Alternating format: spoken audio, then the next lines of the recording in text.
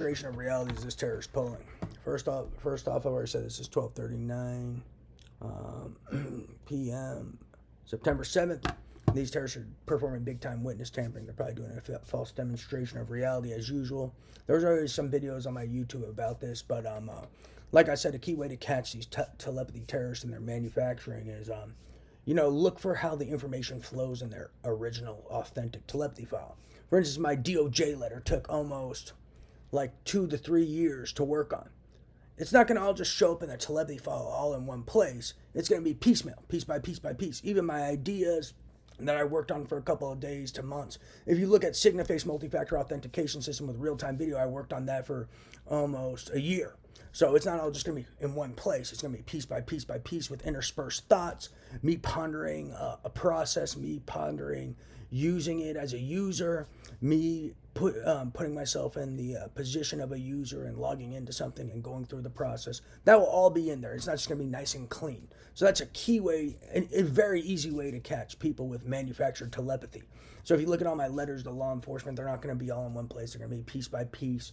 If you look at if you look at documents I've spent periods of time on, there's going to be it's going to be in the telepathy and piecemeal, and there's also going to be supporting thoughts behind each line, each phrase. There's going to be formulation, me formulating the thought before I type it. So that should be in there. So if it's authentic, that's what you should see.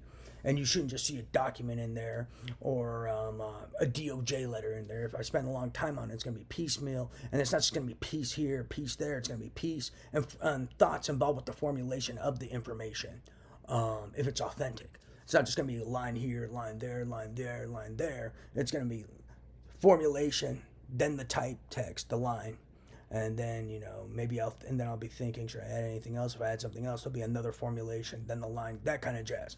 So that's one way you can catch authentic versus non-authentic telepathy in a very easy way. Is you need to see the formulation before you type it. It's not just going to be clean typed text. There's going to be formulation of the lines you type before you type them, and that goes for every line. So before I type anything, I'll think how to phrase it, think what I'm trying to say, and that should be in the telepathy, and then I'll type it. So that's the easiest way to spot fraudulent telepathy versus authentic telepathy. Key point. And this is in some of my YouTube videos, but I'm just calling them out.